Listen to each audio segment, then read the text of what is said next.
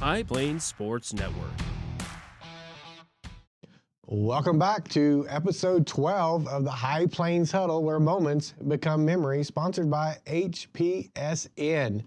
Brought to you by Plains Dairy, L4 Media, and produced by Warrior Garden Studio. I'm your host, Chris Welch, flying solo today. You see, I don't have Julian and I don't have a guest. So we're actually filming this a day early due to schedules and whatnot. But luckily, there was a lot of action and we've got a lot to go through of exciting games, lots of points scored across the Panhandle in the first round of the playoffs. Bushland Volleyball won their match earlier this week, and that launched them right into the state playoffs. So they are there today. I won't have an update on that game, but I'll give you some stats from the last game. And kind of like, where's Waldo? Where's Julian? Well, his son Deuce got an opportunity to go up to Indiana this weekend and do a visit with that football team. So we're excited for them. And if you don't know, I think we said it last week on the show, but Julian's nephew, Omar Cooper Jr., also plays at Indiana. And if you didn't catch that amazing catch that he made last weekend to seal the victory against Penn State, go back and watch that. That was a toe tap in the back of the end zone with 35 seconds left. So exciting for that family. But let's go ahead and jump in here. Let me get my notes up. Well, Bushland in volleyball, all you can say is complete dominance. They beat Peaster in 4 sets. They dropped the first one, win the next 3 straight. That is capturing their 7th straight regional championship, advancing them to the UIL Class 3A state semifinals. That is 17 straight playoff wins for the Lady Falcons, and they are hunting a three-peat. If they do that, that will give them their 5th title in 6 years. Some key performers coming out of that game. Berkeley Billington, 13 kills. Laney Adams, who we had on the show last week, also had 13 kills. Morgan Eberly had 33 assists. Jada Scott, 23 assists. Ava Permiter, 33 digs. And Charlie Freeman, 17 digs. And check this out. Head coach Jason Culpepper's record at Bushland is 241 wins and only 18 losses. That's a winning percentage of 93.1%. I can tell you that's probably the best in the state of Texas across any sport. Just absolute dominance. So Bushland will face Ponder. We're filming this on Saturday. They face them today in Wichita Falls. So by the time we drop this, probably on Sunday, we'll have scores and we'll be able to drop those in for you. All right, let's talk about some football. If you like offense, this was the weekend to go watch some games. It was crazy. Started off with a bang on Thursday. Paladur with a big win, 54-7 against El Paso Hanks. They had an explosion for 35 points in the second quarters. Julian Reese, the second, or Deuce as we like to call him, he had 341 yards and 5 touchdowns. But here's a little fun fact. His little brother Trey got moved up for the playoffs.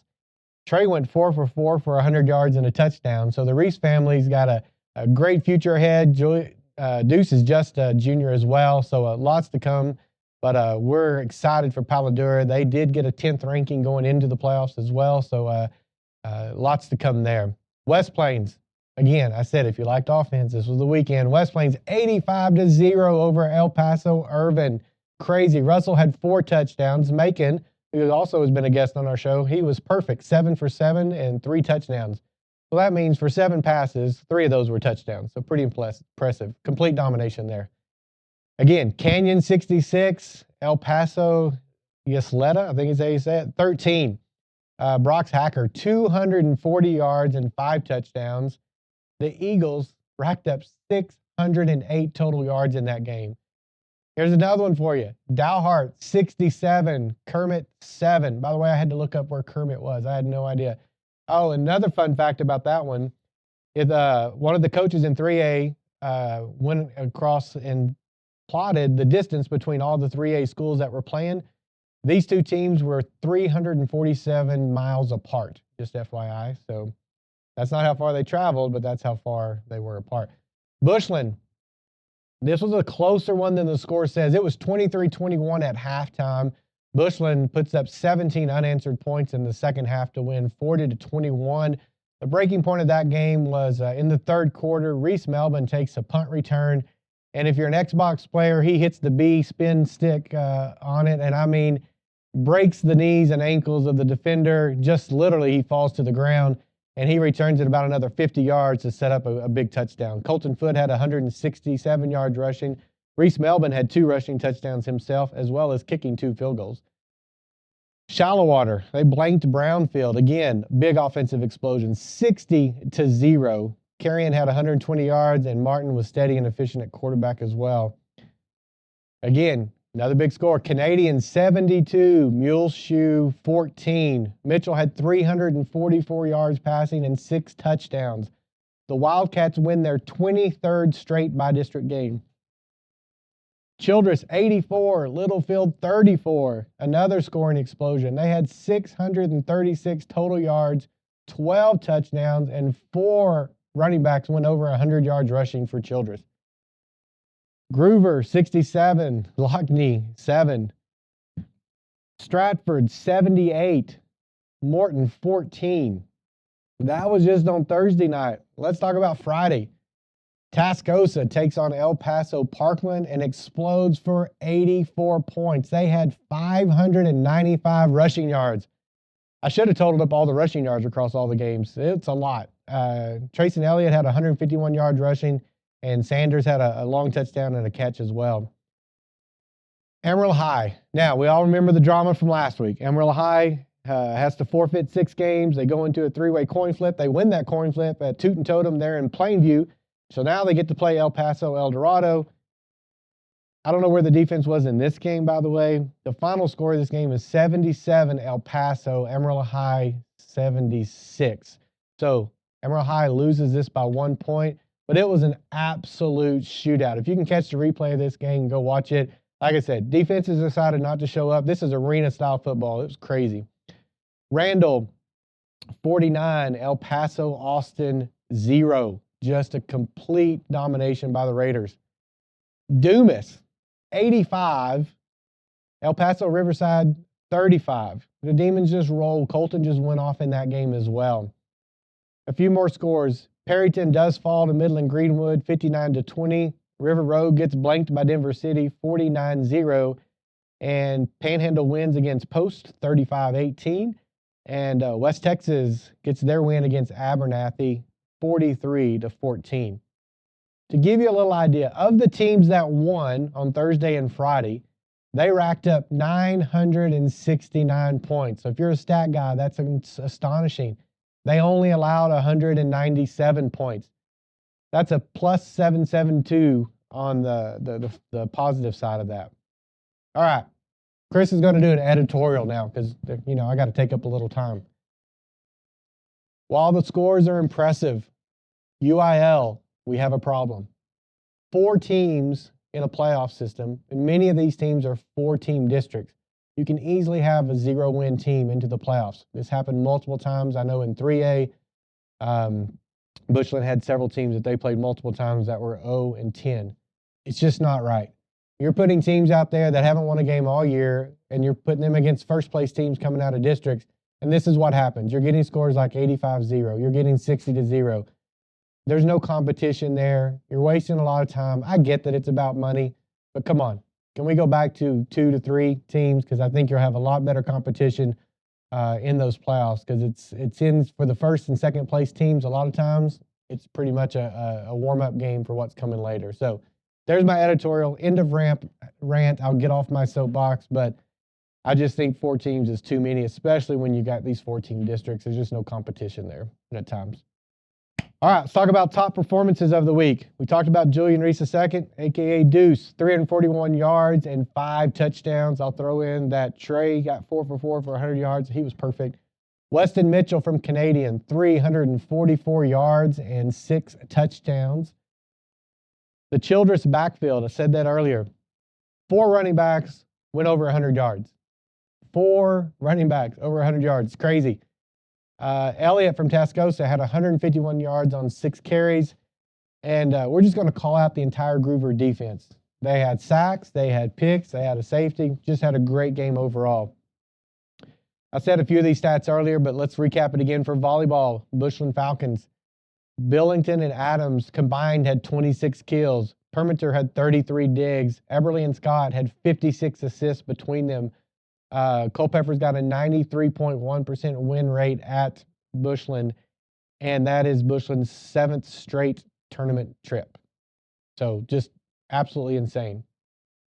So we're going to wish those Lady Falcons good luck. They left yesterday from Bushland, headed over to Wichita Falls. If they win that game, they will play next Friday night, or next Friday morning, should I say, in Colwell Center in Garland. Bushland is set to play Friday night in Lubbock.